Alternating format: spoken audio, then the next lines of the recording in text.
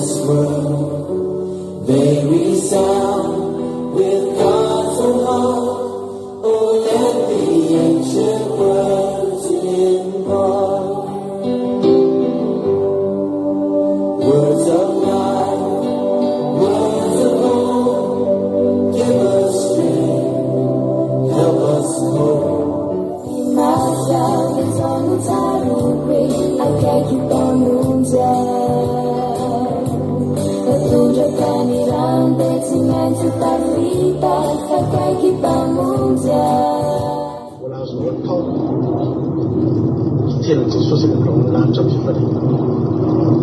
Volasnao atao tsy fantatro zao finisy toka fa fantatro dia fataiky zany. Volasnao atao nampamon'olona ary ianao, nampamon'olona heringeriny ary ianao. Mbola azonao atao zany, mbola azonao atao mitokany an-danitra, mbola azonao ioarana ireo olona efa mivavaka hatramin'izay.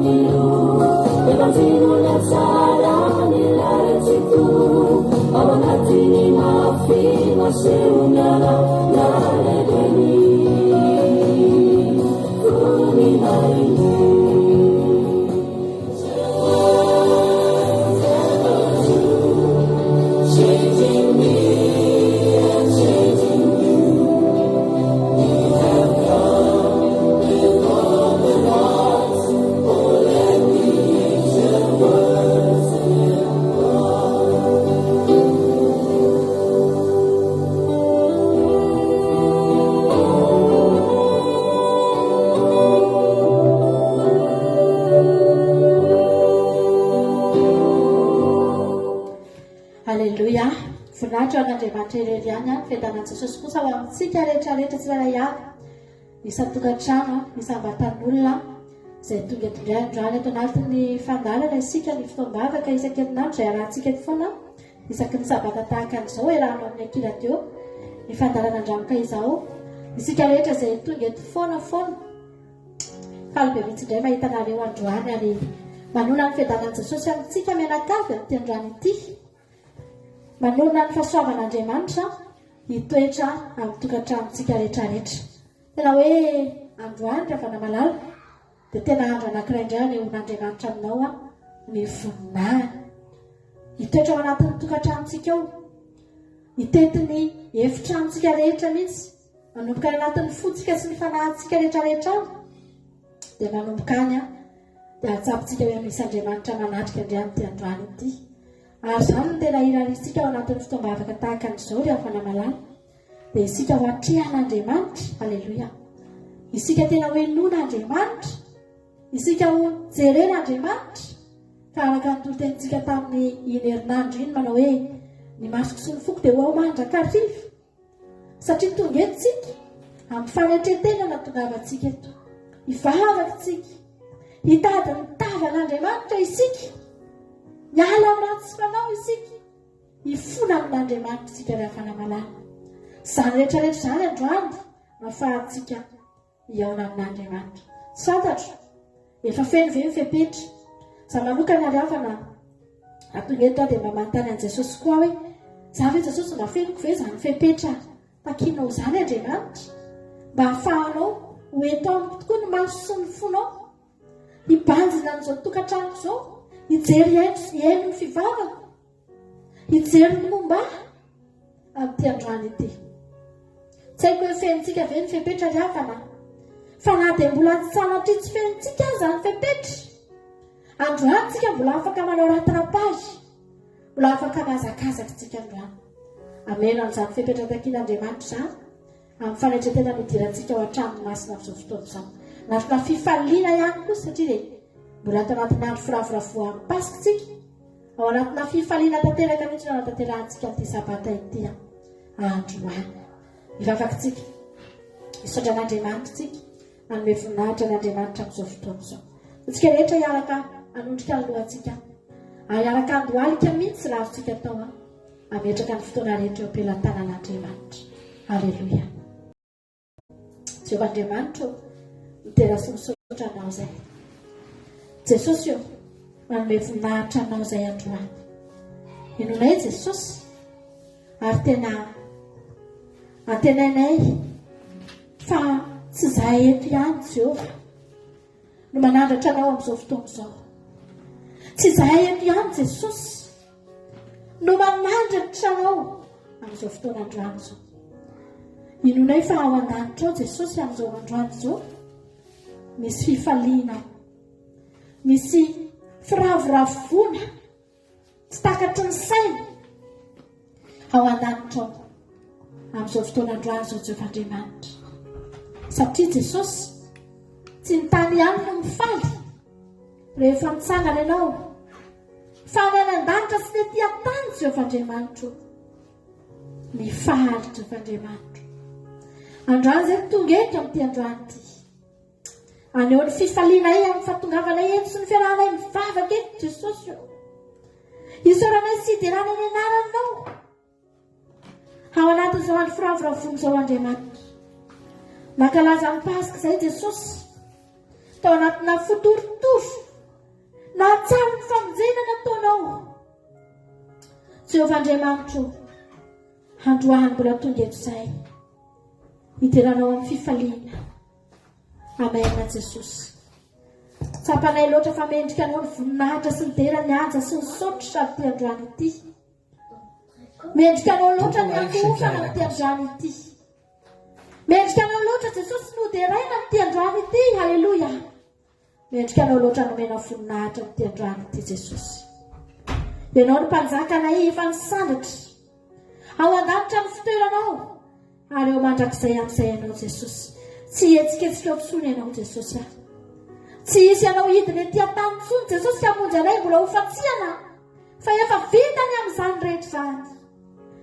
Fa androany amin'izao fotoana izao ianao efa misandatra amin'ny voninahitra faratampony eo amin'ny seza fiandrianana mandrakizay ianao. Tsisy afaka ny kitikitika anao eo tsony fa ny anjelon'ny lanitra rehetra mikoky eo anatrehanao Jesosy. Ny pon'ny lanitra rehetra tsy manana voninahitra tahaka ny anananao. Na iza Jehovah, na iza Jesosy. Ny fahefana rehetra eo ambany tongotra. Fehezinao ny zavatra rehetra Andriamanitra any an-danitra sy etỳ an-tany. Ianao ilay mitoetra amin'ny voninahitra mamirapiratra Jesosy malala. Miondrika eo anoloanao izay androany. Miondrika eo anoloan'izany voninahitra lehibe. Eo anoloan'izany famirapiratana lehibe. Eo anoloan'izany fandresena miezimezina. Miondrika eo anoloan'izany izay amin'ity androany ity Jesosy. Manome voninahitra anao, mba miara-faly aminao ihany koa. Satria izahay no nahazo tombony tamin'izany. Izany fitsangaranao izany Jesosy. Tsy ny anjely tao an-danitra tao tsony nahazo tombony tamin'izany Jesosy malalo. Fa izahay no mandray tombony mivantana amin'izany. Androany izay ary faly aminao eto Jesosy. Midera ny anaranao masina izay. Manome voninahitra ny anaranao izay. Manandratra ny anaranao izay. Haleluia. Amen. Afaliana mihitsy ny avana malala. Idirantsika ao anatin'izao. Amin'ny sabata izao. Idirantsika amin'ny fifaliana. Haleluia.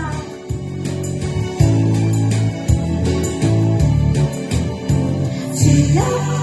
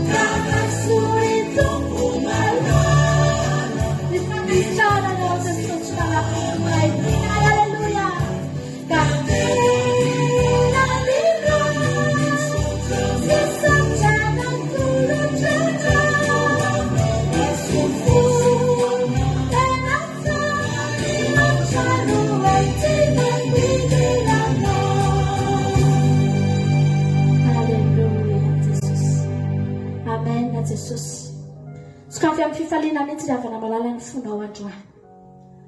Ny farana tamin'ny fifaliana nge ry havana malala. Ny ranomason'i Jesosy nge ry havana.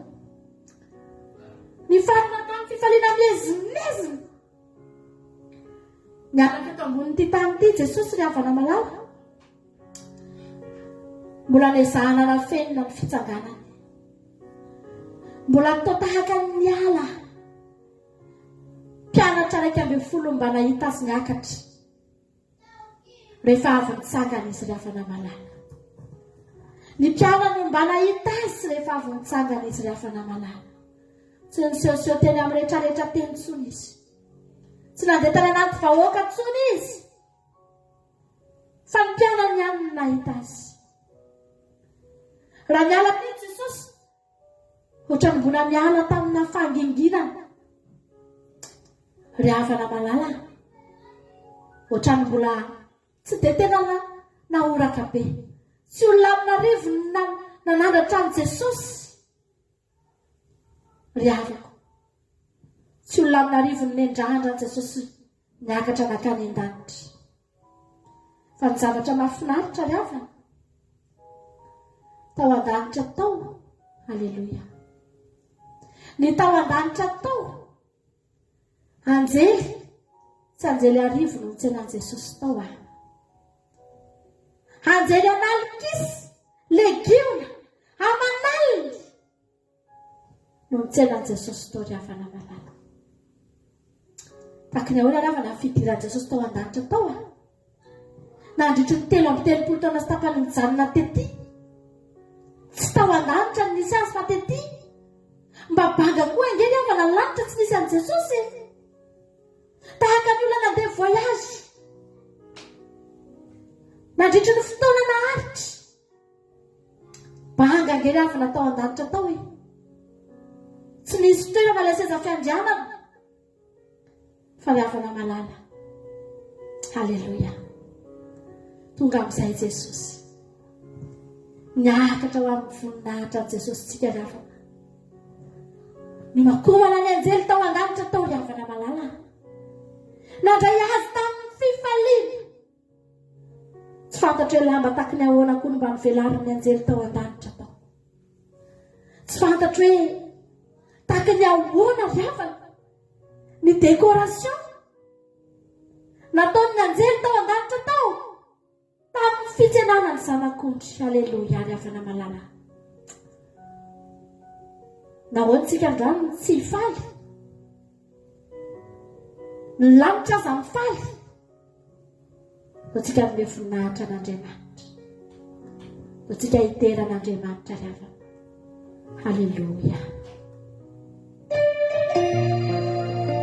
Ho an'ilay mipetraka eo amin'ny seza fiandrianana sy ny zanak'ondry misaotry, mihaja sy ny voninahitra ary ny fanjakana mandrakizay. Amen. Tompoko.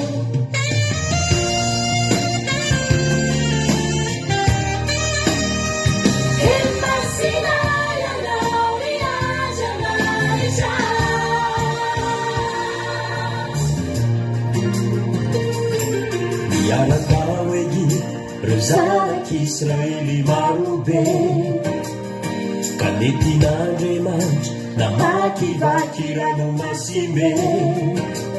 Tsy teno afabaraka ny zanany, fa tia naseho ny voninahiny. Poroforo fa izy no tompo teny farany. Atsika nakilafo milehitra mo fitoeny, satroka sy misary apedny gosy navelany wize. Tsy tian'eo afabaraka kanizanani Atinha seu univo ni naini Unu fun faiz Utupun teni farali Fanizanami Siasanitani Dengan kadidiku Wizi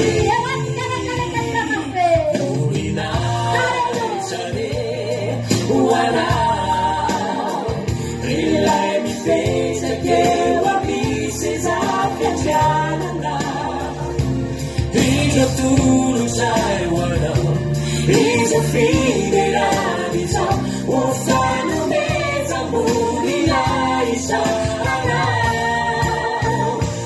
Murila isa Wala Siwalila isa Nakutina Jamanita Kaya wazeli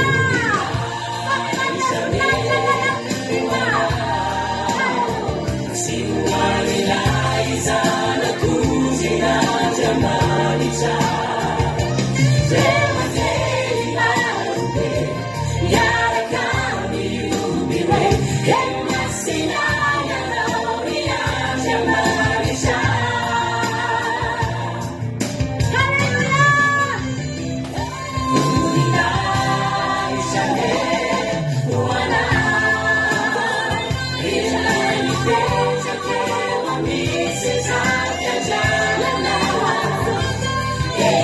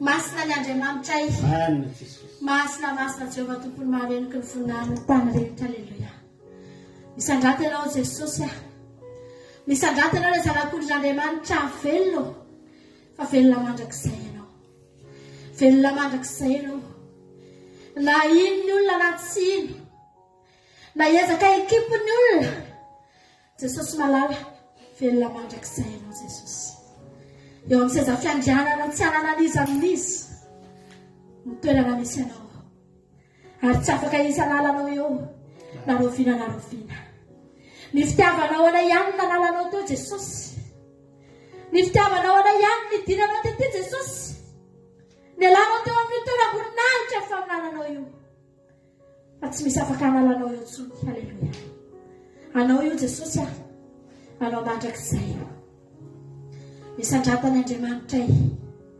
misandratan'ny Jehovah Andriamanitra misandratan'i Jesosy Kristy mpanjakanay tomponay Andriamanitra mandrakizay aleluia sotra Jesosy amen Jesosy aleluia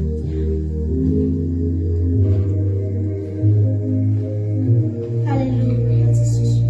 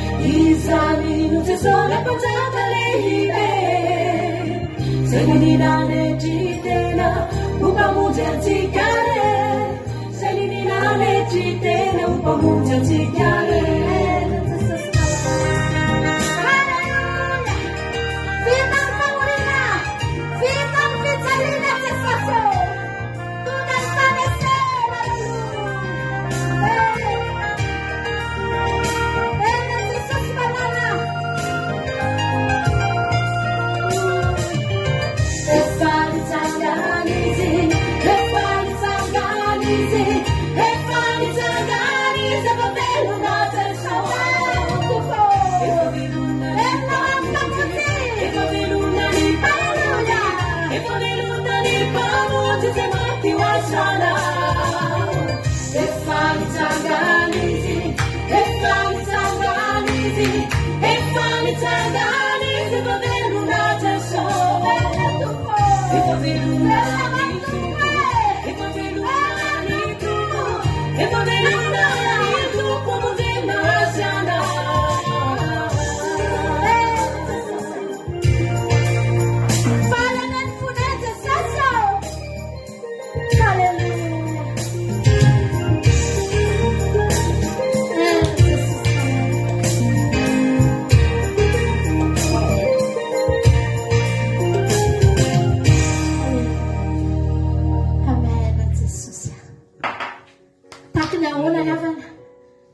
Fifaliana ohatra zao fa tsika ny avana malala raha matao-pasana atao Jesosy tsy mitsangana atao tsony mba nana-pifaliana aveo tsika senao inany mba mety fifalianao teto fiavana niara-maty tao ny fiainantsika dia niara-potika tao-pasana atao raha tsy mitsangana atao Jesosy ry avana malala aso ihany fa tsy mifanana teo ambony any Sizaliana ny tantara aleloia tao-pasana atao mbola nisy tantara ny toy tao mbola nisy zavatra mitoy tao ry havana tianao ange Jesosy androandroany tena tokony hifalianao androandroany tena tokony hiravorafonao fa velona ny fiainanao satria velona Jesosy ry havana malala nitsangana ny fiainantsika satria nitsangana Jesosy ry havana malala aleloia tsy toy izao tsika raha tsy nakidian'ny anjely ny vato raha tsy nisy ororon-tany raha tsy nanana falefana nangana amin'ny tena ny Jesosy tsy tahaka an'izao sasany amen Jesosy nandresy ny fahafatesana ny Jesosy tsika tsy misy andriamanitra hafa voalaza na andriamanitra iza eto amin'ity zao tontolo izao ity ka afaka nandresy ny fahafatesana afaka nitsangana tao anaty fasana afaka niakatra ho any an-danitra ry havana afa-tsy ny Jesosy tsika rery any halleloia no tsika hirany samy fitsanganany samy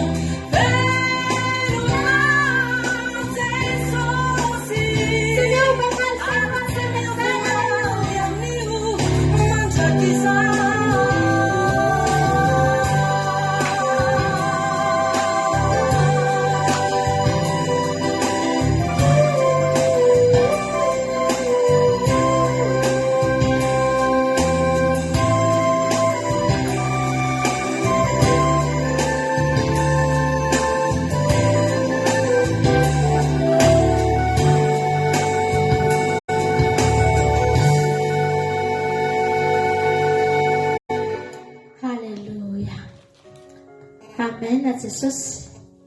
Sady velona Jesosy tsy miova izy ry havana malala. Jesosy rehefa mbola tetỳ ambony tany mbola velona tamin'ny nofo izy sady nofo izy no Andriamanitra. Dia ny olona rehetra mifanena taminy tsy nisy tsirairay fahasoavana. Tsy nisy narary tsy sitrana zany. Izay rehetrarehetra tonga teo aminy nandray valom-bavaka daholo.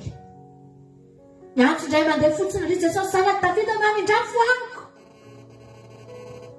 Ny valiny inona no tianao ataoko aminao. Tsy nisy naona tonga teo amin'i Jesosy ka tsy nofokisana. Tsy nisy nahatry ka tsy novainy ny fiainana. Ravana malama. Saingy tamin'izany fotoan'izany mbola voafetra ihany satria izay toerana azony nandehanana ihany inge mba nandehanana. Izay toerana mba vitany ditongotra ihany inge ry havana malala no mba afaka nalehany. Izay tsy tonga ny tamin'izany fotoan'izany dia nampalahelo. Tsy mba afaka nandray fahasoavana. Tsy mba afaka nandray ninina tamin'i Jesosy. Fa ry havana malala, amin'izao fotoan'izao, aleloia.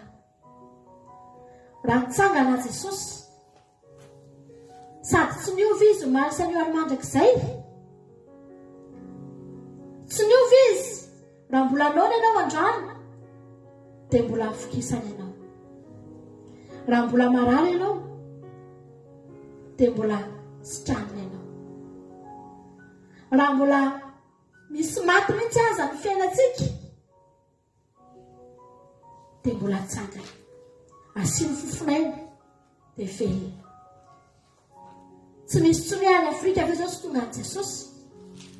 Sany a Madagasikara tsy tonga an'i Jesosy satria mandeha tongotra Jesosy. Tsy ry havana malala. Rehefa nitsangana Jesosy sady tsy miova izy no tonga naizanaiza izy. Tianao ange Jesosy ry havana malala. Raha nitsangana Jesosy tsy tokony izy fiainan'olona maty izany intsony mihitsy. Tsy tokony izy fahasalaman'olona tena hoe maty tanteraka izany intsony. Tsy tokony izy olona onona andanin'ny androny amin'ny anohanana izany intsony.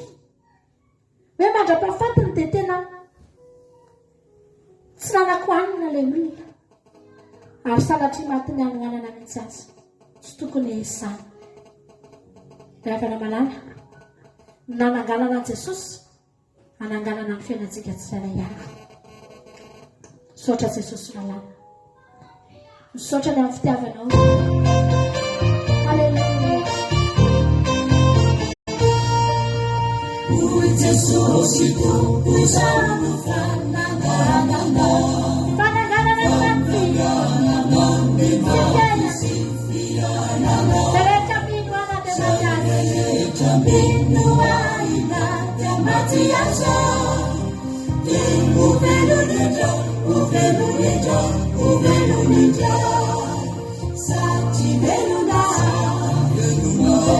Mayana Samata ucha Uvelunija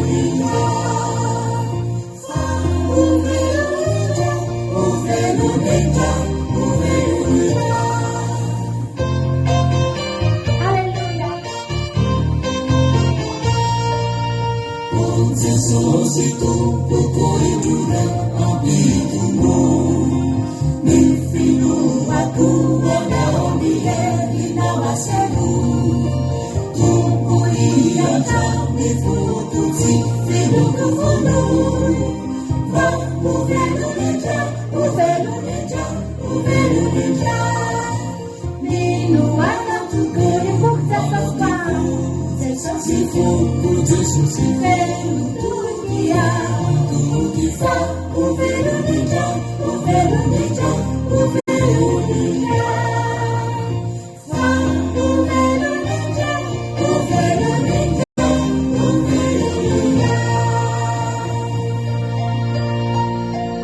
Hallelujah. Amen, Jesus. Fa ny tokony fonao. Fa ho velona ndraiky antsika riafana. Ho velona ndray antsika riafana malala. Tsy angalovantsika izany fahafatesana faharoa izany. Ny fahafatesana voalohany, Jesosy nefa nisantatra an'izany. Potika ny nofony, tena maty izy. Fa ny fahafatesana faharoa, riafana malala, tsy miaritra amintsika izany. Raha mino ianao androany, Alleluia. Mamonjy ny fanahintsika Andriamanitra. Ho velona ny fiainantsika. Riavana malala. Ny fandresen'i Jesosy, fandresenao koa. Jesosy riavana tsy mba tia tena. Tsy mba nentin'ny tenany manokana izany foana ny azy ny zavatra rehetra. Fa ny tena marina tsisy zavatra tsy nozarain'i Jesosy tamintsika. Nozarainy tamintsika ny zavatra rehetra. Misy fotoana riavana malala. Lasa kely ihany ny sainao mieritreritra hoe ohatry ny ahoana izany hoe mandalo aloko ny fahafatesana. Ohatry ny ahoana izany maty. Ary tsy nisy zavatra atahoran'ny olona. Ngeza indrindra noho ny fahafatesana. Fa ny fahafatesana lavana tena mampatahotra. Ary tena atahorana na dia tsy mahatenta fomba bibiana, fomba fiainam-bibiana tahaka ny fahafatesana Jesosy azy tsika. Dia misy fotoana ianao mieritreritra hoe ohatry ny ahoana Jesosy izany maty. Dia indrindray ianao mitetena kely ihany hoe Jesosy ahoana ary izany. Fa ny zavatra tokana mahatonga antsika nefa miala ao anatintsika ho azy ny tahotra ny fahafatesana. Jesosy mihitsy nge efa maty.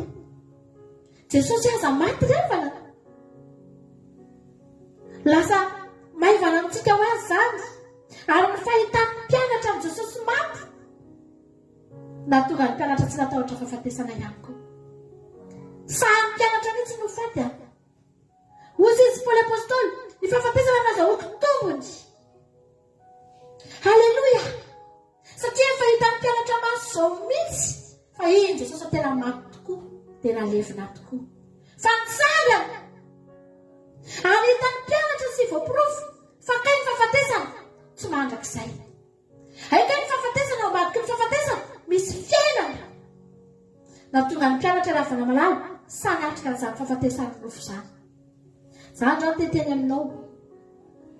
Tsika tsy matahotra. Satritsika dia satritsika hitsainan'i Jesosy eny amin'ny lanitra amin'izao tsika velona izao. Fa na dia tsy maintsy mbola handalo fahafatesana koa azy tsika. Misy fiainana riavana malala ao ambadiky ny fahafatesana. Alleluia. Ary izany manantsika toky androany. Fa raha nandresy ny fasana Jesosy, ianao io koa tsy voatazonao ampasana ny fanahinao. Fa handresiko tsy tena.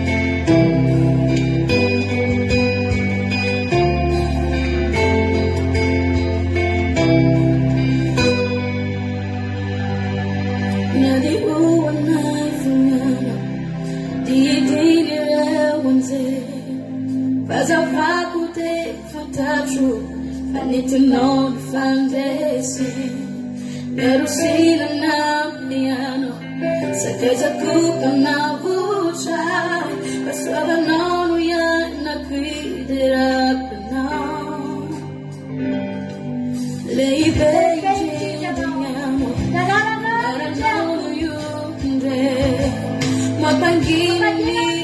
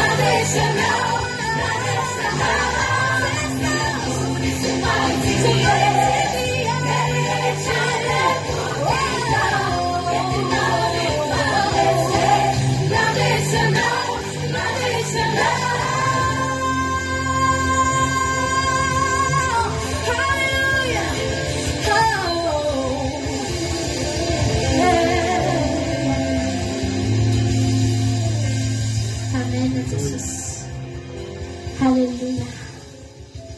Nisy délivrance tena tsisy ohatr'izany angely avy any malala tamin'io andro. Délivrance maneran-tany. Potika niaraka tamin'ny fasana. Ny vo ary avy any malala. Ny hery rehetra manerana ny izao tontolo izao ity. Tsikreto tamin'ny alalan'ny fitsanganan'i Jesosy avana. Tsikreto tokony tsy ampahorian'ny devoly izany intsonsika. Tsisy olona tokony mbola ampijaliany ny fahavalo izany. Tsisy olona tokony mbola voafatotra ny ozona sy ny zavatra rehetra izany.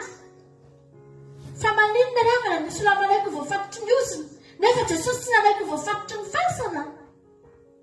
Jesosy tsy nanaiky voafatotry ny varavaram-pasana ny tao.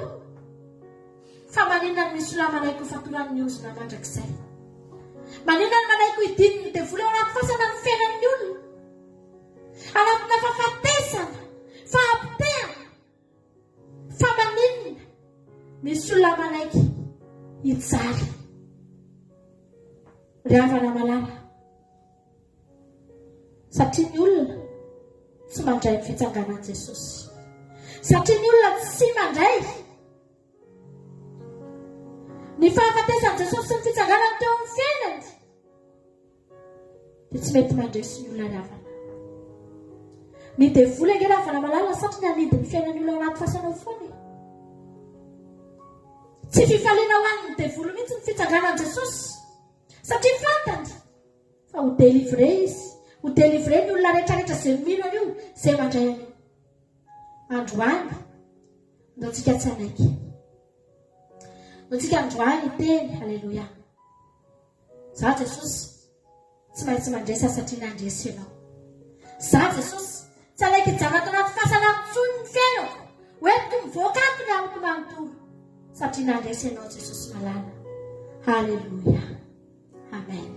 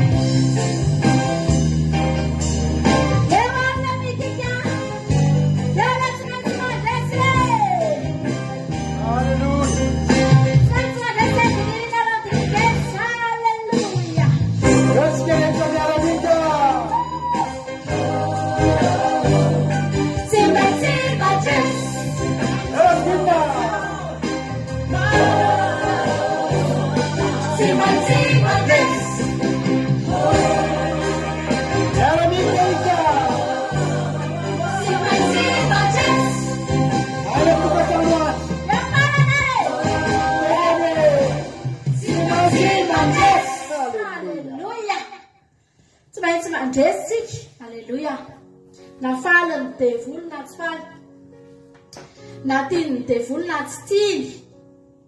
Angamo zantine. Tsy mahafinaritra ny devil. Ny fandraisantsika. Fanatin not still. Efa nomenatsika izany. Alleluia. Efa nomenatsika izany. Tsy azo nitazomina tsony izany. Porisaka ohatra an'ilay zavatra malama be teo am-pelantanana ireny tsy vita tsony no mitazona anao. Alleluia. Ampandresy ny anarantsika reto. Tianao Jesosy. Ataontsika tia anankiray ty mialohan'ny idirantsika ao anatin'ny toloteny. Tiako be mihitsy ao anty satria dia tena mifandray tanteraka mihitsy amin'izao andro firavoravona izao izy ity. Dia tena ataontsika anatina firavoravona tsy mbola iseho eo aloha izay fa tononkira aloha miseho eo. Avy eo izay vao miseho eo andia fa an'izay hitantsika mitonon'ilay hira. Iainantsika tanteraka mihitsy ao anatin'izany hoe nandresen'i Jesosy izany. Ataontsika tirity dia aoriana ny tiritytsika iain'ny tenin'Andriamanitra mahazaho toerana tsara ianao fa mbola hankafy tsika avy eo iaino ny feon'Andriamanitra. Ndao ary.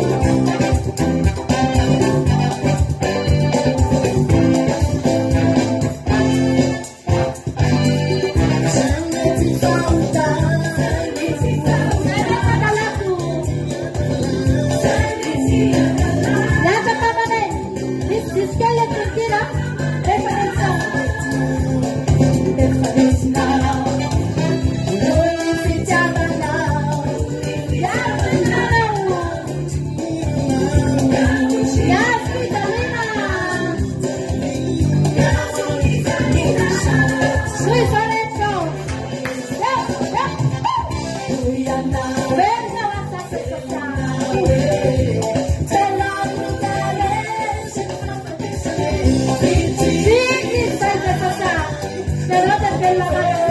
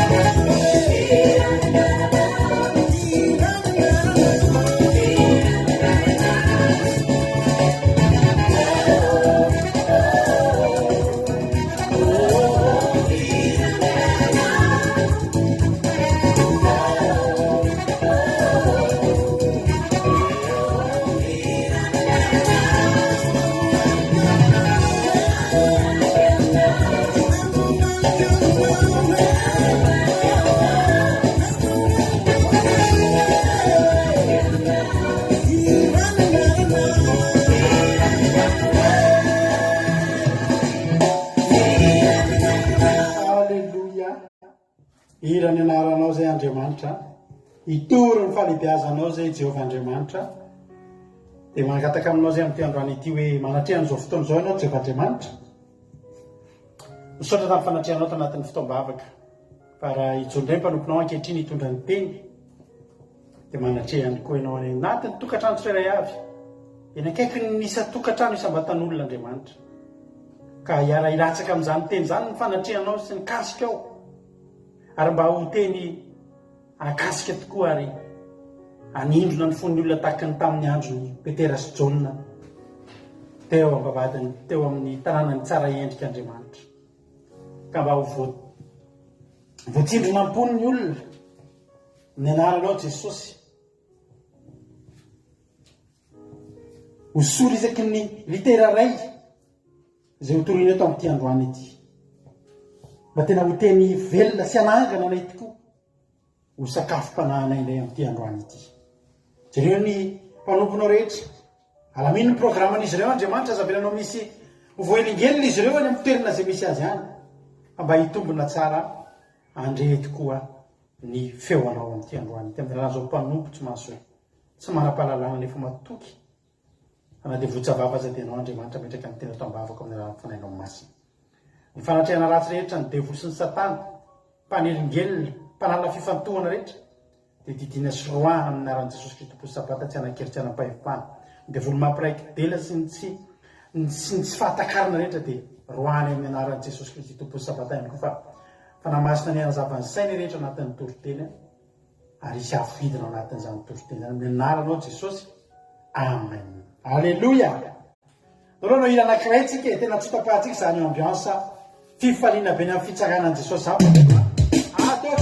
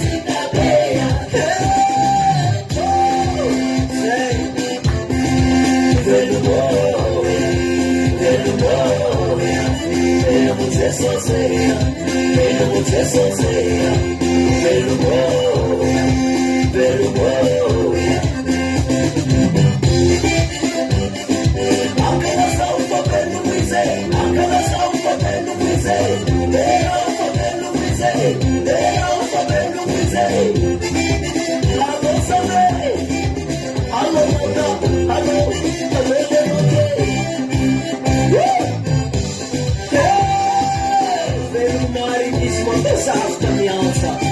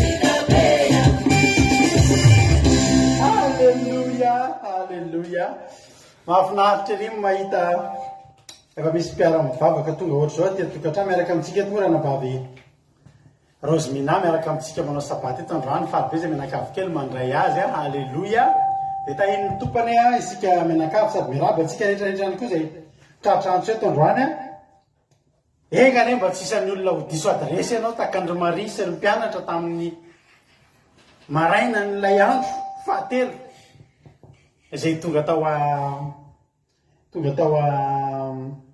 tao apasana fa tena tonga de nitenen'ny anjely hoe diso adresy nareo osisa zareo hoe no tsika hijeriny anositra menaka manitra ny fatany tompo izy ny anjely hoe aninona eo nareo aninona tia nareo tsy ato izy halleloia tsy ato izy efa nitsangana izy nahoana ao sisy ny anjely no atia maty itetavanareo ny velona tonga eto am'ty fitombavaka ty ianao aza mieritreritra hita Jesosy maty eto ianao fa Jesosy velona no hitanao eto sy toriana aminao eto androany fifaliana be moa ny antsika androany satria zao raha tamin'ny talata ifoararobentsika nankalazan'ny paska andranomasy tokoa no natsiarovana an'izany hoe tena maty Jesosy maty atsika Jesosy nijalijaly de nahita endrika tena alahelo anazy fitserana anazy taty anatytsika fa mba fotoana fifalitsika andray androany ary raha hitomany any ianao androany de ataovy ranomasom-pifaliana satria io fiainanao io de iovy io halleloia raha mpanaradian'ny Kristy ianao tsy lasany apasana izy 3 andro ihany izy nitao tamin'ny andro fahatelo de voalaza fa mitsangana izy ary efa mpilaza afatra sisany teo nyteny hoe tsy teo izy io jereo ny lampo teto izy natory fa tsy etotsony izy zao halleloia motahitompany antsika menakavy ajasika patitsi Elizatsiala Zamina Kotanela Ravakanana Kotaleonis Soameva Angelina Diamant Nambinina Yama Nena Mayenso Rodine Marie Bartella Kadaka Alléluia Itodraonso Marina Tiana Lina Artisanat de Madagascar Marijo Erika Araka ohatry tsy hoe tsy manona kely anareo Novlitina tahiny tompo fahombiazana fitahina sy razana so Sylvia isika menakavy tonga soa fa aly be mahita anareo maretatra amin'ny farany sotra an'Andriamanitra tamin'ny fotoana teo fa de finaritra tokoa nitsangana Jesosy ry havana malala voalazana zany ary iainana zany fitsanganana zany koa tsika amin'ity androany ty Jesosy moa ry havana de nahavariana rehefa ao amin'ny baiboly eo fa amin'ny fotoana matetika de misalotra anarana anankiroa Jesosy fomba fiantso azy ny fomba fahitany olona azy fantatrareo fa misy fotoana Jesosy atao hoe zanak'ondry de misy fotoana ndray Jesosy atao hoe lioana avy any amin'ny fireneny Joda misy biby anankiroa zany anoharana an' Jesosy matety ny akabetsahana de rehefa tsy zanak'ondry de inona de lioana ozy izy ny any amin'ny bokin'ny Jaona toko voalohany ngevaka itsika 9:7 napisy de nahitan'i Jesosy avy nanatona azy Jaona ka hoy izy aminaran'i Jesosy endro zanak'ondrin'Andriamanitra zay manaisotra ny fahotany zao tontolo izao izy raha ilazaiko hoe misy lehilahy avy ao aorinako zay efa tonga eo alohako satria talohako izy ary za tsy nalala azy fa mba aseho amin'ny Israely izy izany ny aviako manabatisa amin'ny rano ino izy leo any Joda ino izy ny zanak'ondrin'Andriamanitra halleloia any amin'ny 9:7 koa mbola miteny izy hoe ary nijery an' Jesosy nitsangatsangana izy ka nanao hoe endro ny zanak'ondrin'Andriamanitra halleloia zanak'ondry mahita zanak'ondry zany tsika de ohatrany hoe mahita biby tsara fanahy kely malemilemy kely malemipaika kely mandefindefitra kely atao akilakila bao kely sa nareo tsy mahita an'izany hoe zanak'ondry de ny ondry mahasamihafa ny ondry sy ny osy rehefa avy ny orana ohatra avy fotsiny orana mikotrokotroka ny orana de ny osy tonga de mitsipatsipaka be misotisoty mitady zay toerana efenana fa ny ondry de mijanona ny toerana misy azy izy de miondrika izy de miandry raha mandeha fotsiny le orana izy tsy mipelipelika zany. Andriamanitra tsy tena hoe zanak'osy satria Jesosy tsy mipelipelika fa ho ten'Andriamanitra any amin'ny Isaia 3:10 vao mivakitsika tamin'ny andro pasika izy ty Isaia 3:10.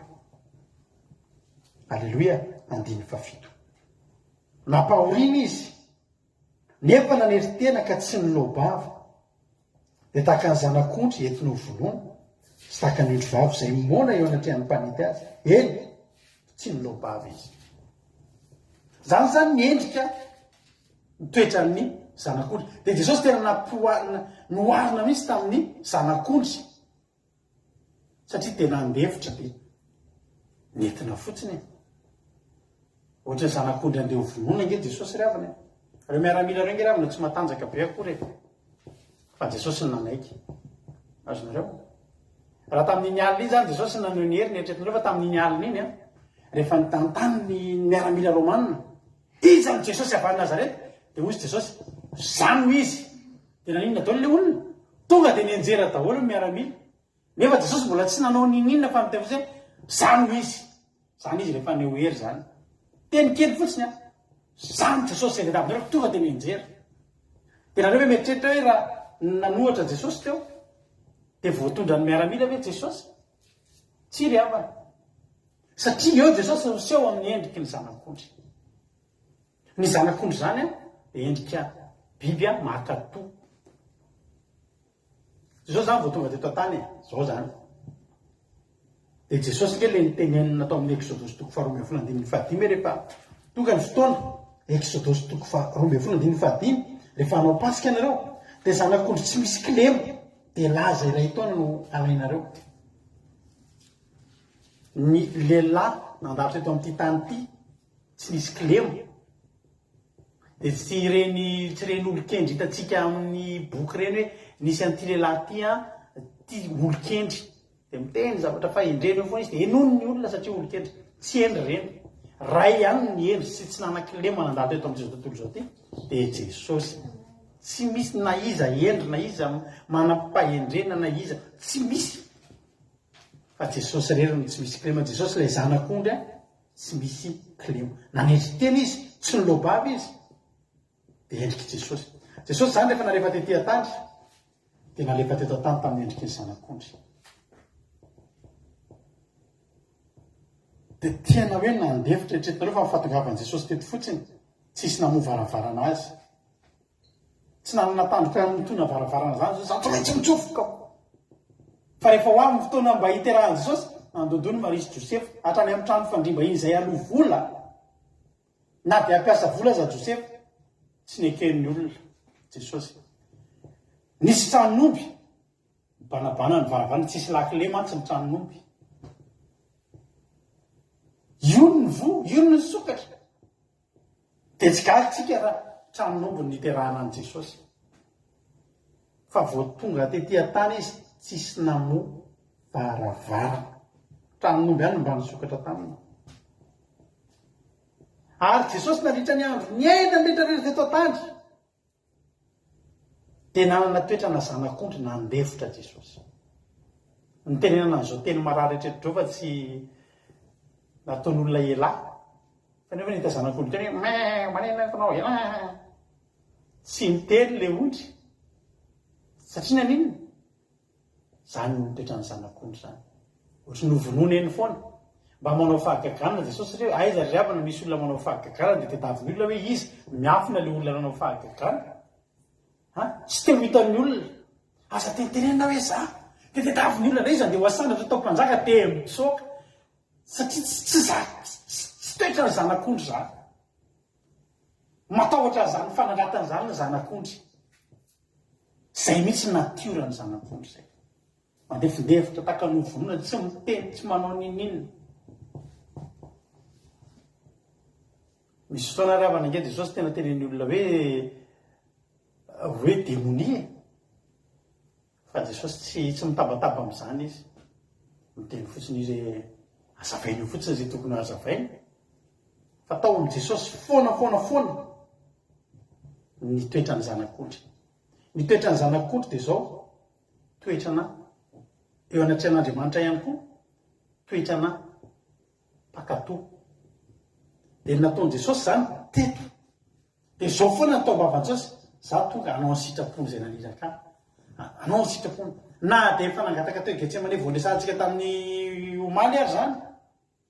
Dia mbola niteny foana ilay zanak'ondry hoe mba esory dada, esory fa zao ny tenenina esory mo hoe raha mety fa raha tsy mety tsy maninona ihany koa.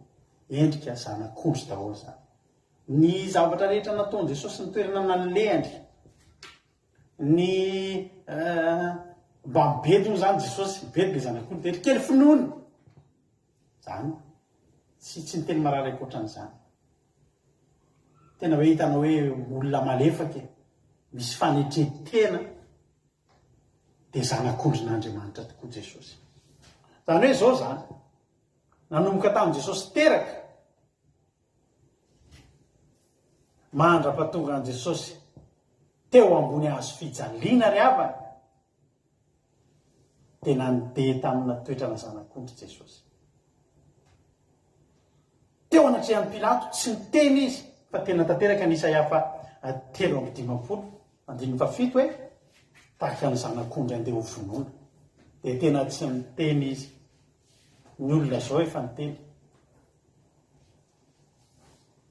Iza ny tianareo alefako? Barabasy sa Jesosy? Tsy nampatsiahy Jesosy nafagaka naray izay mba nataony ary. Satria maninona? Tsy manana fahefana, tsy manana fahefana, tsy manana endrika afa-tsy endrika toetrana zanak'ondry Jesosy.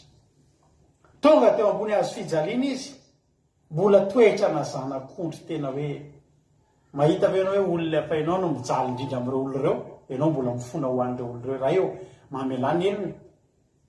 Fa maninona ozy izy? Fa tsy fantan'izay atao.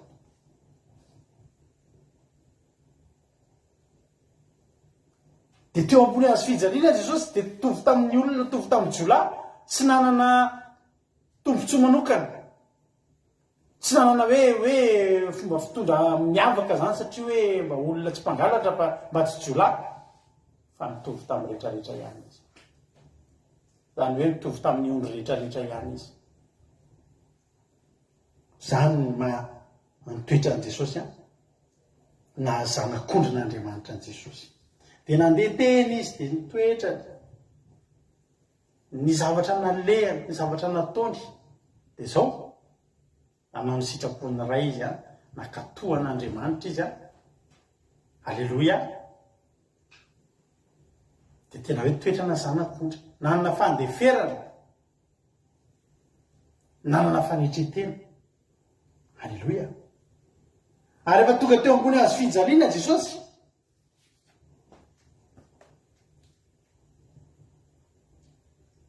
dia nesorina ny lambany. Dia io le Isaia 3:17 teo hoe tahaka ny ondry vavy mona eo anatrehan'ny mpanety azy. Ny lamban'i Jesosy mantsy lafo vidy be. Dia ny lamban'i Jesosy koa tsisy vitrana dia tsy azo nizaraina. Fa tena tonga dia kotofahana, tonga dia tsisy vitrana ny lamban'i Jesosy, tsisy hoe zaitra. Dia tsy maintsy ny lokana io. Dia tsy maintsy olona ray ihany mahazo azy fa tsy azo hoe zarain'ny olona izay nandresy tamin'ny kilalao zany. Fa Jesosy kosa tery ohatry ny ondry avy nesoriny ny volony, ny anjaanja teo ambony hazo fijaliana. Fa zao mbola mona sy tsy niteny ihany ilay zanak'ondry. Fa misy fetra ao, tapitra teo ambonin'io hazo fijaliana io na zanak'ondry an' Jesosy, fa tapitra ny aindry. Ny teny izy hoe ray eo, ray sy ny fanahy, dia miondrika izy dia miala ny ainy. Tapitra hatrany amin'ny zanak'ondry. Inona moa zavatra tena nilaina? Izay ny tena nilaina, ny ain'ilay zanak'ondry, ny rahan'ilay zanak'ondry. Alleloia. Vita zany ny nilana azy. Nalevina amin'izay Jesosy. Rehefa nalevina amin'izay Jesosy tao am-pasana tao izy 3 andro sy 3 alina.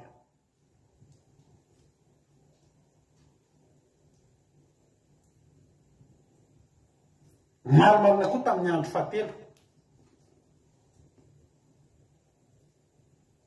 Dia izao zavatra mitraka saketsika maky tenin'Andriamanitra.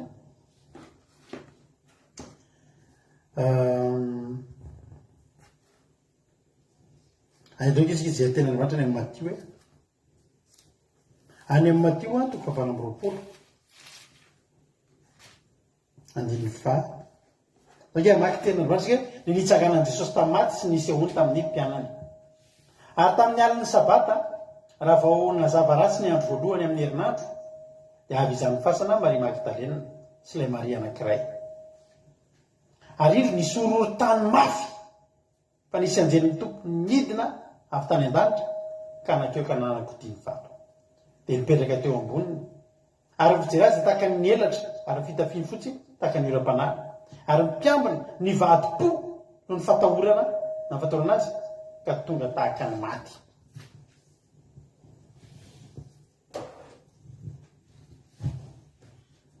Tonga zany ny anjely, tonga zany ry Maria andeha hijery ny fatin'i Jesosy. Fa zao Jesosy efa tsy antsony. Hoy izy marika toko 4:14 hoe tsy ato izy, efa nitsangana izy. Alleloia.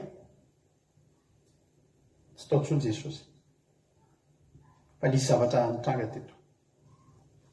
Ireto mpiambina reto ary ny mpiambina ny vadi-po no ny fatahorana azy ka tonga tahaka ny maty. Ireo mpiambina ireo ny olona ny vadi-po tonga tahaka ny maty zany dia tsy ny vadi-po vo eo.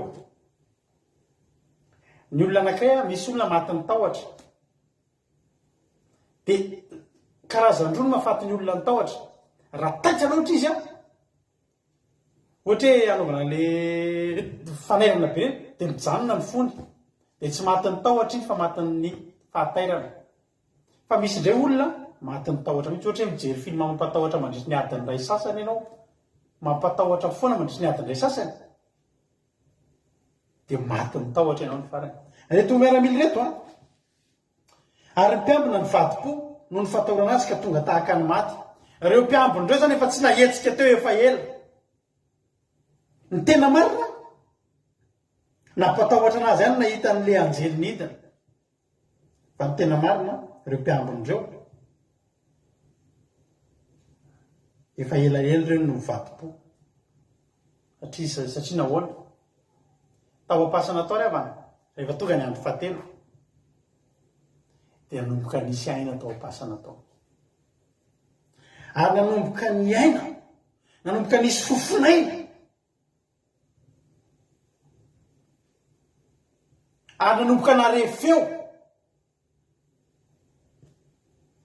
fa tsy feo ana zanak'ondry. Halleloia. Fa feo ana liona mierongerona be mihitsy. Mitsangana tsy zanak'ondry no mitsangana eo. Fa volazan'ny tenin'Andriamanitra liona avy amin'ny fireneny Joda. Ozy tenin'Andriamanitra hoe amin'ny Apokalipsy 5:15. Alleloia. Apokalipsy 5:15 ary ampahirezako anao koa ty teny ty manao ary ny anankiray tamin'ny olona no tamin'n'kay aza mitomany hidro ny liona avy amin'ny fireneny Joda dia sinofiny Davida nefa naresika hanokatra ny boky sy hamanitombo-kasehany fito. Za miteny anao fa nisy fotoana Jesosy natsoina ho zanak'ondry. Misy fotoana indray Jesosy natsoina ho liona. Inona ary ny tena marina? Samy marina zany. Fa nataon'i Jesosy teto dia nanao ny sitrapon'Andriamanitra, nampianatra antsika ny fanetretena, nampianatra antsika ny fandeferana, nitondra filazantsara ny fahamarinana, filazantsara ny fitiavana tamin'ny endrika zanak'ondry. Navelana natao taminy izay natao taminy, na mitenenany ratsy izy.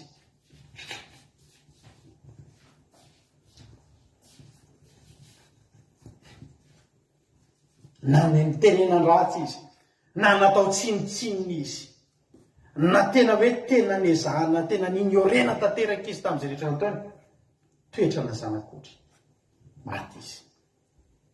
Atsofoka tao anaty fasana izy ohatry ny faty rehetrarehetra.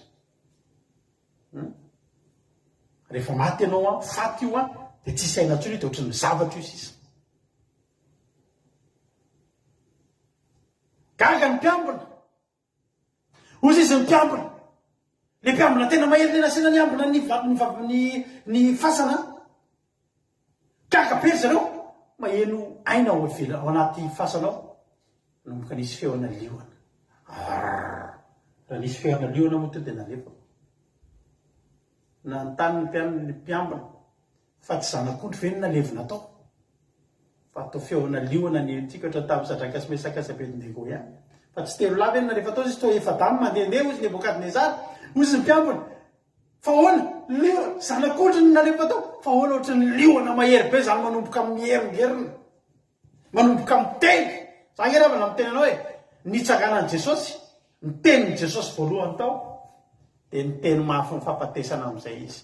Fampatesana aiza mony herinao, fampatesana aiza mony fandrigananao, iny afa hitsangana miaraka amina feo ery analioana ry havana miraty. Vao mifofinainy fotsiny ny hetsika atao pasana, tonga dia teo nanomboka natahotra reto mpiambina reto, na tonga tahaka ny maty, tsy vao eo reo natahotra fa ny orooro. Gaga ny olona aloha reo any fa zanak'ondry re dia ampatahotra, nefa nijerenareo vao ny aina tao pasina Jesosy, vao ny fofinainy fotsiny tao pasana tao, tonga tahaka ny maty reo miaramila reo. Ary tsy vitan'izany tonga dia nikorotana ny fahavaloko. Ndraiky vakitsika maty fahavalo amby roapolo andiny faharoa ambin'ny folo.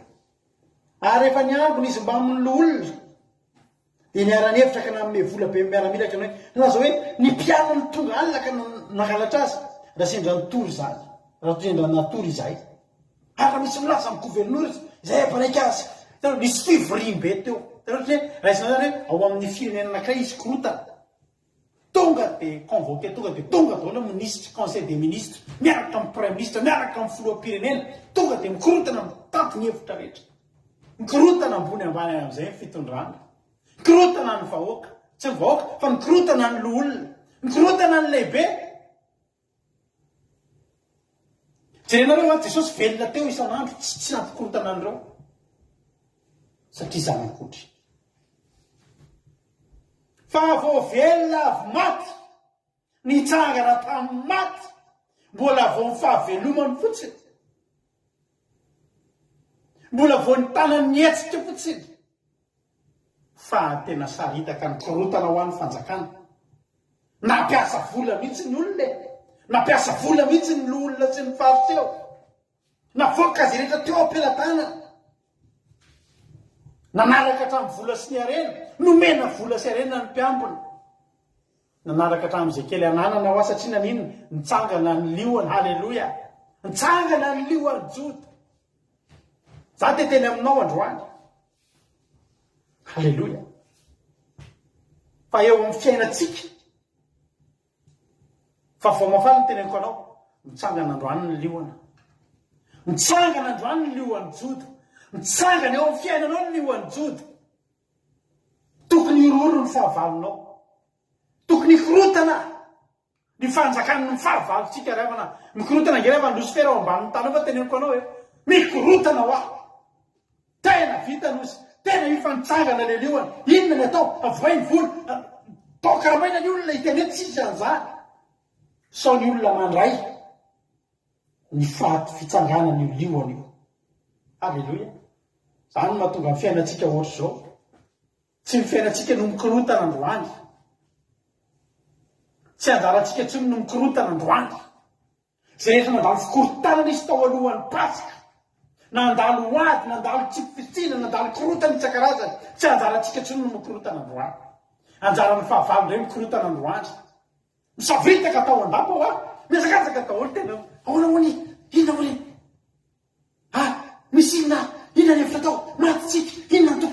finareo mpiambana sao atao a itiny foly otrina anlenareo saona korotana ho ahy satria maninona mivadika lioana ny ondry halleloia mivadika lioana ny zanak'ondry ary lioana mahery a apokalipsy 10 andeny fatelo halleloia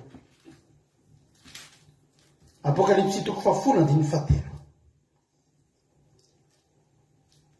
andiny voalohany ary hitako fa indro nisy anjely mahery anankiray nidina avy tany an-danitra sady nitafiraona ary niavana dia teo amin'ny lohany ary nitapany dia taka ny masoandro ary nitongony taka ny andry hafa ary nitana boky kely mivelatra tena tanana izy ary nibahana ny tongony ka ny akavanany raha masina ary nakaviany tamin'ny tandry ary niantso tamin'ny feo mahery izy taka ny fierony lioana ary no niantso izy dia mikotrika nykotrokorana fito ary efa mikotrika nykotrokorana fito dia efa noratra akanjo nareo feo avy any an-danitra ny hoe raha sy tomboka se zay efa nitonon'ny kotrokorana fito fa aza soratana raha jerentsika io teny io a io manomboka amy andiny voalohany io description an jesosy io anjely milazany azy eto fa raha mamaky ianao a any amin'ny fahitany fitantarany any amin'ny fitantarany jaona momba ny jesosy dia azotsika antoka fa tsy anjely tsotra io tsy anjely tsotra io fa endriky jesosy i jesosy io laza hoe anjely mahery anankiray io azonao ary tsy misy manana feona lioana afa-tsy jesosy ao an-danitra ao alleloia niantso tamin'ny feo mahery taka ny fierony lioana oka ho rehanako akaotranonao zany feoan'ny lioany zany manomboka androany oka tena ho tsapainao tanana iainao anatin'ny tokatranonao sy ao amin'ny fiainanao fa avy nandalo pasika anao velona jesosy nitsangana jesosy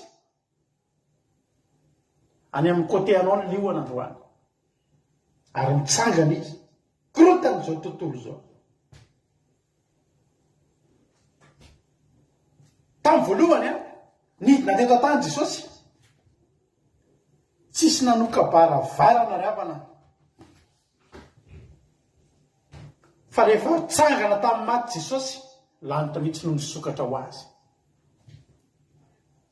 lanitra mihitsy no nisokatra ho azy alleloia marika 9:20 9:20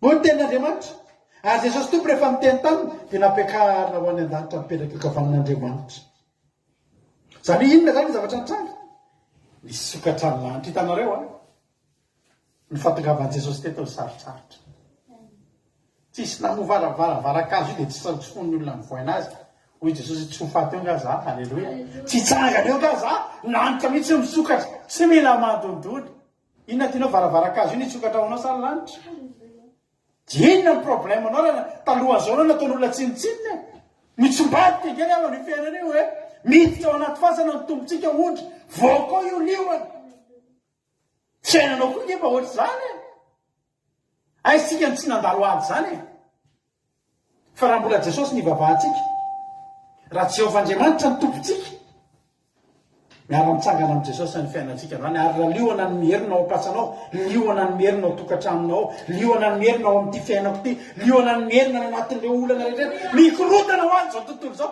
mikorotana amin'ny fahavalo tena raisy zany fa ho anao zany teny zany androany tsy mbadika ny fiainana halleloia ampiakarina ho any an-danitra izy hoe jesosy anariko izay varavaranareo tsy nisokafanareo ary jesosy vao niova lioana be dia be zavatra taloha jesosy a indray mandeha jesosy niova tare tao amin'ny baiboly tamin'izy mbola zanak'ondry fa tsy niova tare jesosy raha tsy nidina teo mihitsy aloha ny fanatrehan'ny elisy mosesy dia niara-niova tare tamin'ireo izy fa jesosy vao tao ampasana fotsy vao voaka maria zao mahita anazy jesosy ny tena androany hoe neverin'ny maria fa mpiamsa zany hoe manina ndray jesosy tsy mila miakatra ny tendrombohatra niva tsony izy a tsy mila manamantena tsony izy efa marifina izy tsy miandry any elisy mosesy tsony izy fa miova tare izy niona tamin'ireo anankiroa avy any emosy izy mihitsy to dia niofa alleloia satria nanana ny fahefana tapitra hatreo mahazanak'ondry azy nanana ny fahefana lioan'izy akehitriny niantso izy hoe maria zay ho fantatrareo hoe mitombo ty raby eo. Alleloia. Ry havana malaro ty ampaheranao androany.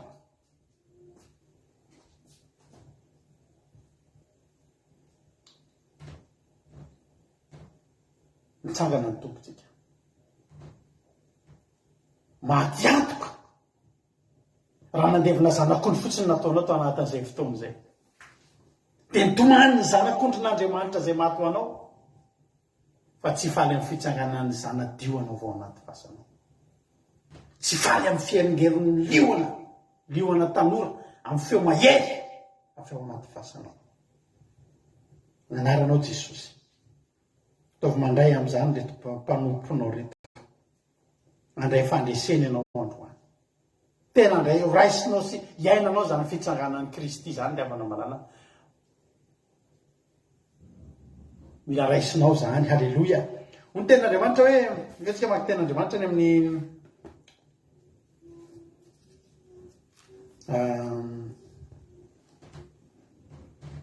Osea ina mahatonga anao tena tokony hifaly.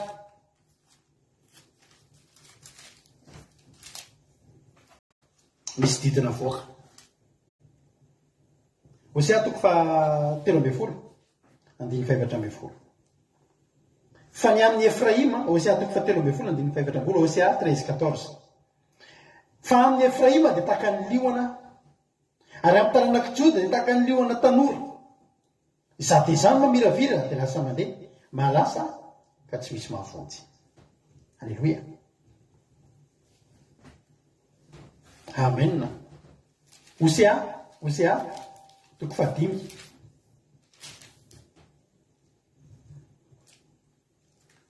Laso fa diso Osea tsy zay tiko vakina fa mbola zay ko vakiko voalohany ary. Osea toko fa 5 andiny 7 le vakiko teo. Amin'ny Efraima dia tahaka ny liona, ary amin'ny taranak'i Joda dia tahaka ny liona tanora. Za dia za mamiravira dia lasa mandeha. Fa ny tena tiko vakinao androany Osea 13:14. Zavatra va diso kely tamin'ilay namaky an'izy teo. Ho ny ten'Andriamanitra ho antsika rehetrarehetra ty. Alleluia. Osea 13:14 manao hoe avotako tsy ho azo ngery ny fiainatsity izy, ho vonjeko ho afaka amin'ny fahafatesana izy. Ry fahafatesana aiza ny aretina fandripahanao, ry fiainatsito aiza ny fandrigananao, afenina tsy hitako masoko ny nenina. Fa Efraima dia avokatra eo amin'ny rahalahy, nefa ho avy ndrivotra mandeha tsy nahandro, dia ndrivotra eo miakatra avy an-danitra. Tsy intsony ny resantsika fa ny fitsanganan'i Jesosy hanavotana antsika tsy ho any amin'ny fiainatsika. Raha raisitsika amin'ny fitsanganan'i Jesosy, zasy ianao tsy hanandrana izany fiainatsity zany. Tsy hidina any amin'ny fiainatsity. Jesosy nidina tany amin'ny fiainatsity, no fitiavany antsika. Ary rehefa nitsangana Jesosy, tonga dia misy tetezana anankiray mampitohy izao iainantsika izao sy ny lanitra. Fa ny fahafatesan'i Jesosy rehefa ny fitsanganan'i Jesosy io dia namonjy antsika tsy ho azo ny hery ny fiainatsika, ho afaka amin'ny fahafatesana. Ary Jesosy tao am-pasana tao dia niteny tamin'ny feona liona-izy ry fahafatesana, aiza ny aretina fandripahanao, ry fiainatsika aiza ny fandrigananao. Hitanao ny zavatra tena atahoran'ny olona rehetra no ny defen'i Jesosy. Tahotra ny ho faty daholo mahazo antsika rehetrarehetra. Tahotra ny ho faty daholo mitondra aretim-po mahafaty io. Lasa marary ray ny olona. Nareo manao an'izany rehefa tena matahotra, misy marary eto amin'ny ato arinan'ny iny ny voa iny, ny voantsika ny marary eto arinan'ny lamosiny iny. Dia avy eo amin'izay tratra ny insuffisance rénale rehefa elindrena, satria miaina anaty tahotra foana, miaina anaty fitebitebena foana. Raha mitebiteby be tsika dia marary vony farany. Iny eo mampitebiteby tsika matahotra ny ho faty, nefa maty any avy eo. Fa raha androany raiso ny fitsanganan'ny liona, dia hiteny aminao ny liona androany fa ny antony rehetrarehetra ireny, nanaiko ho zanak'ondrin'Andriamanitra izy, nanaiko natao an'ireny mba tsy azahoan'ny hery ny fiainatsika atsika, mba hahavonjy antsika amin'ny herin'ny fahafatesana ry havana malala. Tsy misy tokony hatahorantsika raha nandalo pasika isika. Tsy misy tokony hampiherikerika atsika raha raisinao mitandrina pasika ianao ny fahafatesan'i Jesosy.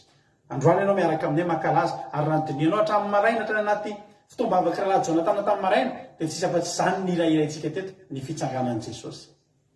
Zava-dehibe ny fahafatesana, fa zava-dehibe ny fitsanganana.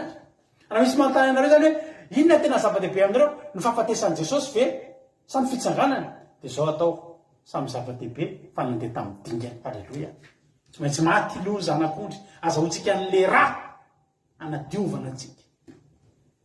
Fa tsy maintsy mitsangana ny liona mba azahoantsika ny fandresena hitsangana ny fiainantsika koa ary avotra atsika amin'ny herin'ny fiainantsika sy ny herin'ny fahafatesana ny havana manara. Androany tena tianay ianao androany miaraka aminay zay tena hoe diso adresy ianao raha mieritreritra ny ahita ahian'ny fitoriten'i Jesosy maty eto androany. Ny Jesosynay maty dia velona indray ary torina aminao manomboka eto tsisy afa-tsy fitsanganana, tsisy afa-tsy fahavelomana, tsisy afa-tsy fandresena. Zany no manaraka ny fahavelomana. Tsisy hoe maty zany tsony izy aveo. Tsisy. Ary ny ao an-danitra teto an-tany olombelona daholo ianao tsy nitsinina azy eo amin'izy zanak'ondry. Fa jerentsika ao an-danitra ao Jesosy ny ambony indrindra ankoatra an'Andriamanitra. Ary hoe zava-mananaina rehetra eo manaiky azy. Vakitsika teo le apokalipsika ao, apokalipsika 5 vakitsika teo. Ahoana izy le tenan'Andriamanitra?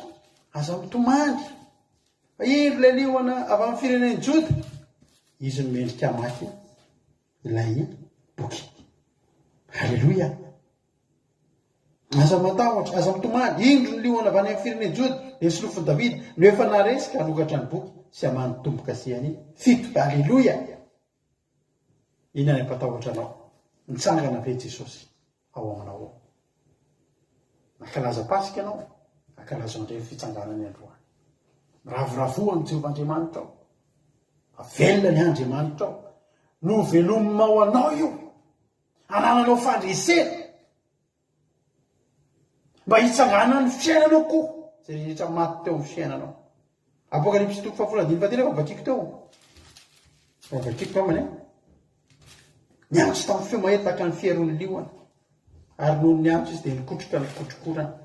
Nanomboka androany zany izy kotrokorana eo amin'ny fiainao, izy hetsika amin'izay eo amin'ny fiainanao. Manomboka androany ataovy amainina fa izy kotrokorana amin'izay eo amin'ny fiainanao. Ary kotrokorana tsy mamono anao fa kotrokorana mifanaritaka ny fahavalonao, kotrokorana evoloava ny fandresenao. Jesosy raha nitsangana tsy olombelona ny resiny, tsy na resy teny ambony ringy fa ny lehibe indrindra mifampatesana mihitsy ny resiny ry havana. Ary nyfandresen'i Jesosy tsy anazy rery fa ny olona maneran-tany samy nomeny alalana tsy ho tratra ny herin'ny fiainantsika, tsy ho tratra ny fahafatesana. Zany no tena fandresena ngely. Tsisy nizaniza teto an-tany teto, tsisy mibata fandresena ohatran'ny zany nataon'i Jesosy zany. Niza be dia be hoe Lionel Messi nahazo ballon d'or impiry, Cristiano Ronaldo nahazo ballon d'or firy, i Mohamed Ali nahazo médaille firy tamin'ny boxe, izy any tsy resina. Tsy ry havana. Ny Jesosy fandresena anankiray fa miantoka ny loaviny zao tontolo zao. Tokony tafiditra anatin'izany ianao. Maty antoko tsika raha olona any amin'ny bara amin'izao fotoana zao mandray ny famonjen'i Jesosy fa inona ny ataontsika eto? Mpanaradian'ny liona Joda etsika. Tsy tao anaty fahasanana fa ao amin'ny tokantrano tokony isehona liona mierina manomboka androany. Mierinao feona zanadioana tanora ary nipandripaka ny fahavalo, mikorotana ny fahavalo amin'izao fotoana izao. Anjaranao kosa maninona? Mibata fandresena. Toloranao anao ny fandresena, toloranao anao ny ainga avy tao ampasana tao. Alleloia. Ny fanadiovanao ny ainga avy teo ambonin'ny hazo fijaliana iny, fa ny fananganana ny rehetrarehetra amin'ny fiainanao miainga avy ao amin'ny fasana io. Da zany amin'ny fatotry ny tatapanao velona, avelona ny Andriamanitsika. Tahiny tompontsika menakavy. Fony fototentsika, mino ampavorainao zay afatra izay. Tokony hifaly ianao. Raha misy tokony hifaly, alleloia, dia tokony ianao raha misy zany tokony tena hoe akalaza azavarina mankalaza lundi de Pâques zany ianao amin'ny latsinainy ry havana aza zany ny ataonao zava-dehibe hoe lundi de Pâques fa zay heringerona ny feo andioanao tokantranonao sy ao anatin'ny aminao manontolo fiainanao manontolo atao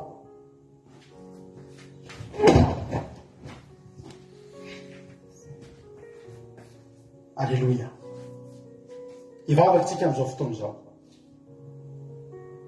teneny misy ny tenanao androany velona ato anatiko alleloia velona ato anatiko efa mitsangana ato anatiko ny liona mivoaka avy amin'izao fotoam-bavako izao koa anao tsy zanak'ondry tsondry fa tena liona mihitsy ianao mivoaka avy eo amin'izao fandarana izao tena liona Joda misy ny tena hoe tsy za tsony velona fa Kristy velona ato anatiko androany tsy ianao tsony ny velona fa liona Joda mihitsy mieringerina avy ao anatinao ao na miteninao manomboka eto maharesy lahatra hatramin'izay ny olona miteny ianao tsisy mihaino satria zanak'ondry ny feo anao manao hetsika ianao hetsika zanak'ondry kely tsy misy nininy manomboka androany tsangana ny tomponao raiso zany fitsanganan zany raiso ao anatinao zany manomboka rano ny feonao isy heno amin'izay ary tsy vita nisy heno na heno ny olona na tsy heno arahana kotrokorana ny teninao manomboka androany miteninao io zany manandanja be mihitsy manomboka androany miteny ianao tonga dia misy kotrokorana manao hetsika ianao tonga dia misavorivory ny fahavalonao satria mitsangana eo aminao mitsangana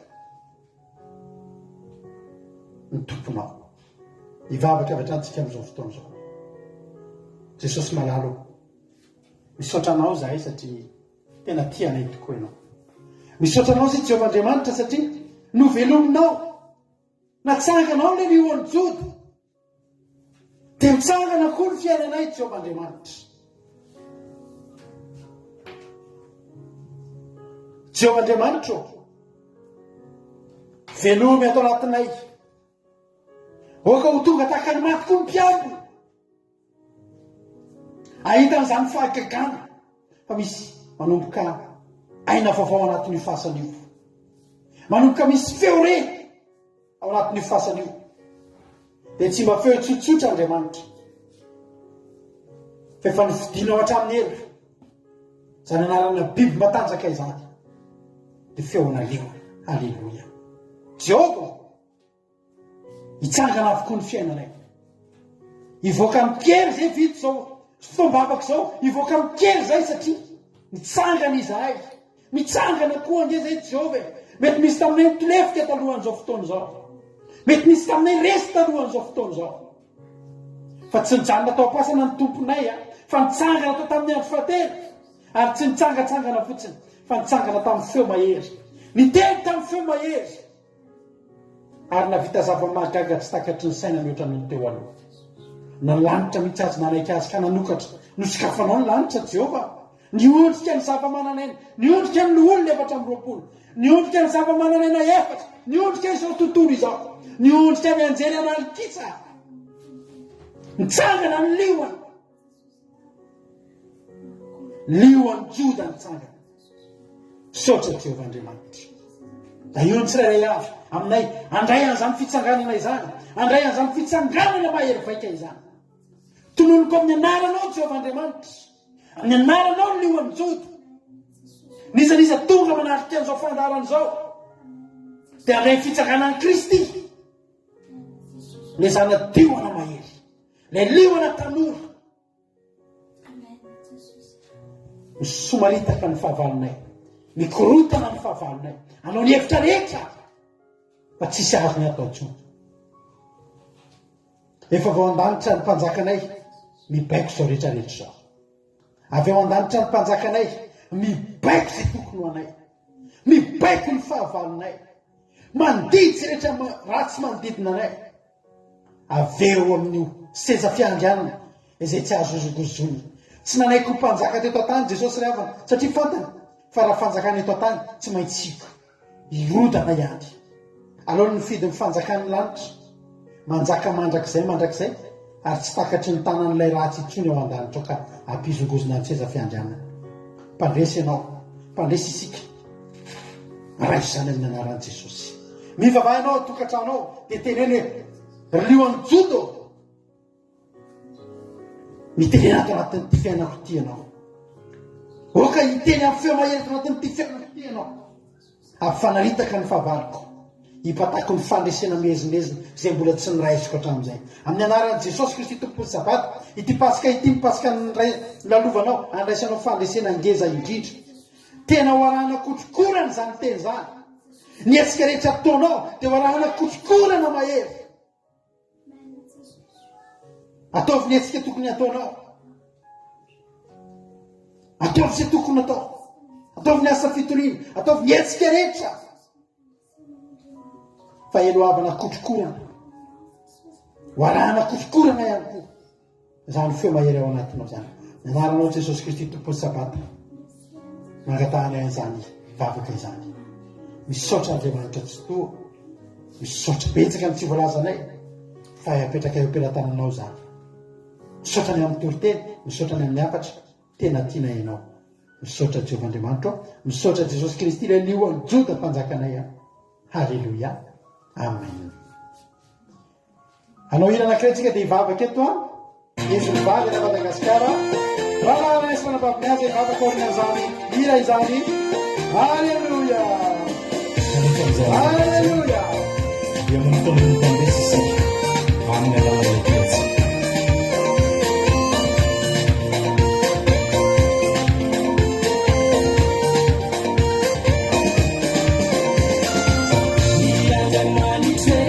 Dia mampandresy ahy ka namandala-daza itiarana iay. Halleluia.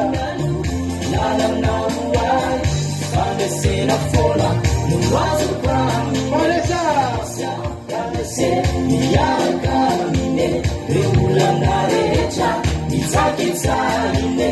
Fandresy miaraka amine reo olana rehetra mitsakitsarine.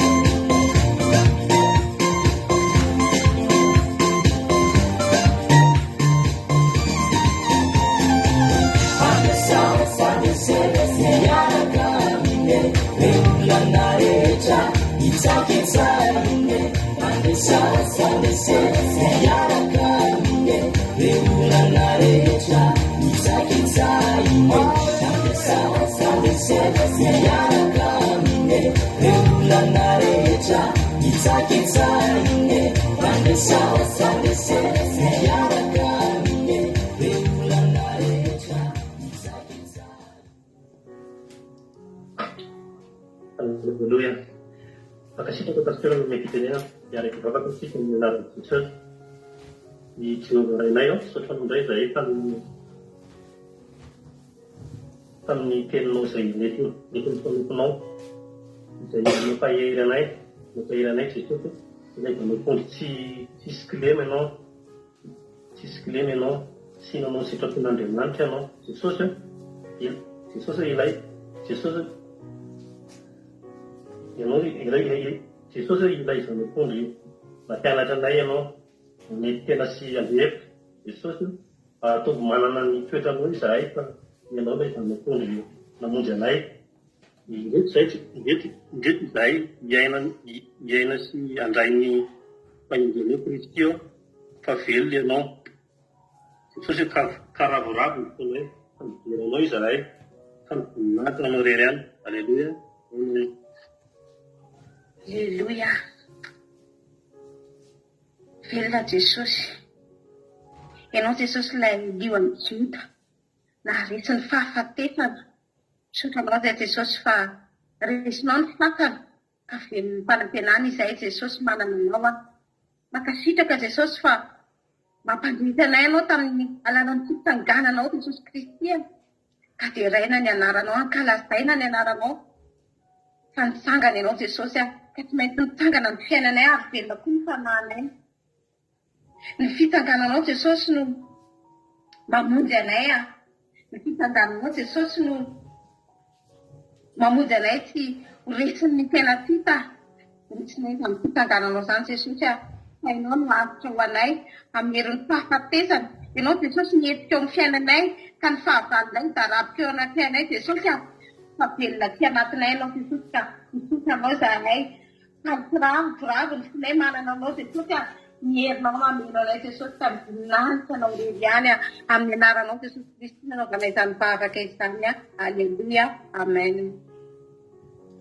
Aleluia, makasitraka azo mivady tany Madagasikara tsika nitondra an'izay vavaka matsiro mamy izay rahalala mivady rahalala sanambavy mihaja tonga amin'ny fiderantsika. Mino fa mitovy aminay nareo hoe tena te hideran'Andriamanitra be taorina zany toroteny zany. Rariny ianao raha hideran'Andriamanitra ry havana. Tsangana eo amin'ny fiainanao ilay zanak'ondry. Aleluia. Lay lioany. Nao tsy hideran'Andriamanitra. Nao faranantsika amin'ny fiderana miaraka amin'ny groupe izay maharesy ity fotoam-bavaka ity tokony ahery ianao mivoaka mpandresy ianao tsisy mpandresy tsy hivoaka mideran'Andriamanitra zany fa tena tokony hidera no Andriamanitra ianao. Mbao atsika hideran'Andriamanitra miaraka amin'ny groupe izay maharesy. Haleluia.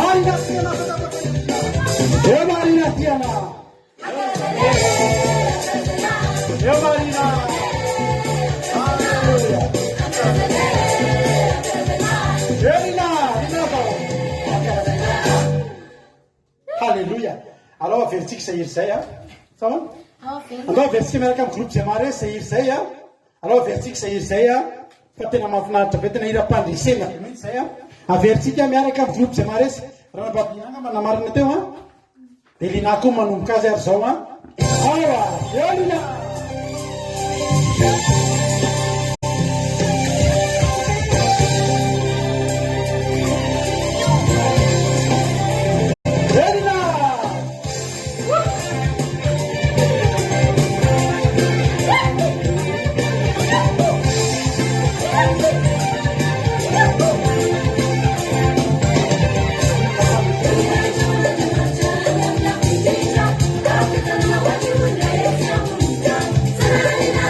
Tiana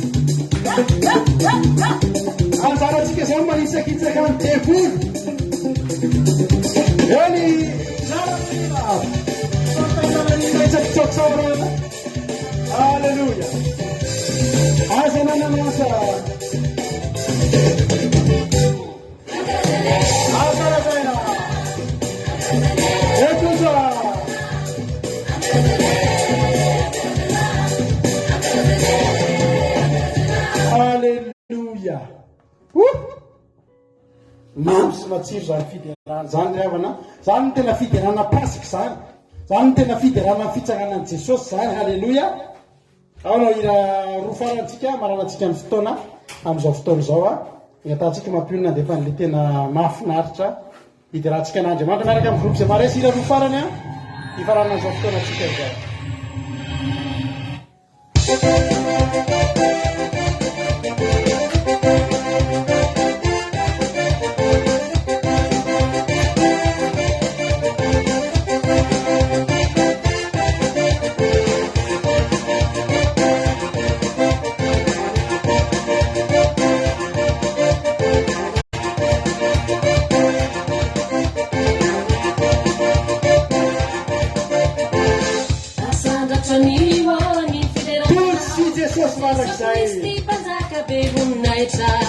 Iraina fiderana dino ankalazako anao a Jesu Kristi mpanjaka ambony mpanjaka. Aminy marane zao hiderana, aminy arive no hiderako anao. Miatoko rehetra ombona izao, tsy asiko fehitra ny fiderana anao.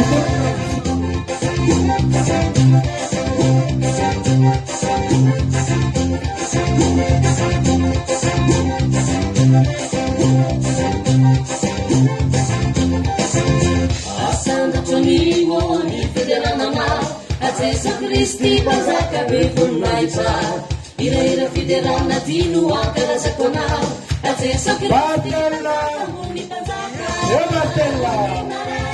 Zao hiderana, aminy arive any amorontsiraka izy manao anio a hitavy aty ny voanio. tsy asiko fehitra ny fiderana anao. Naptiano vacanze fa. Minakapketa no vacanze manakara. Yelena. Mura sa kosa, mura sa kosa, mura tira kosa, mura tira kosa. Kabebang tumtik, hawukum tumtik, hasaran tumtik, mayerun tumtik, terau, ubin, hasaran tumtik.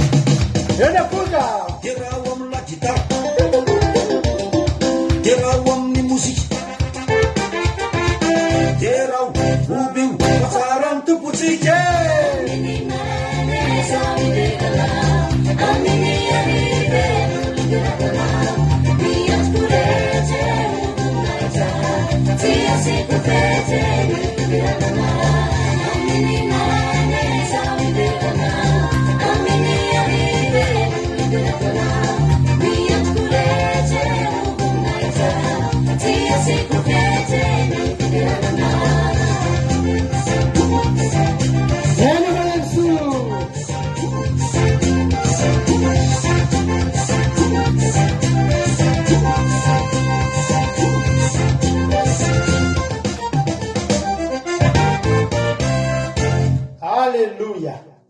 Te atanana be ho an'i Jesosy. Ilaray farany amaranantsika ny fotoana. Samy misaraka amin'ny fifaliantsika, vimbona fifaliana sy fandresena. Halleluia. Ho amin'ny pasika manaraka indray anery avana malala. Taona ray andresenao ty tsy mitsangana zany tsony ny fahavalonao fanjaranao no mitsangana ambony fahavalonao miaraka amin'ny Jesosy. Halleluia. Fahavalonao tsy maharina zany. Eva! Anon fefane!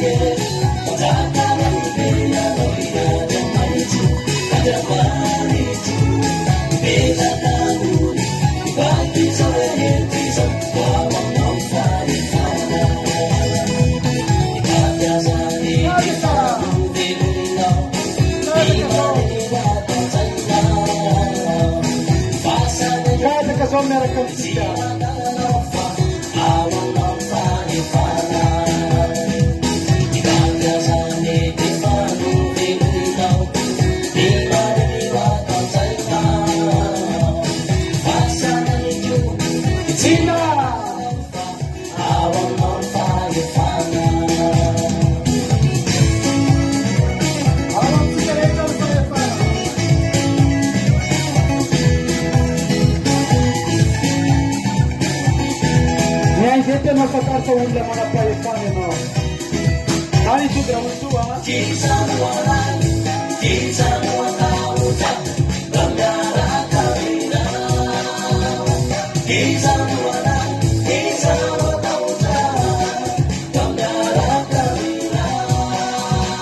ekuzwa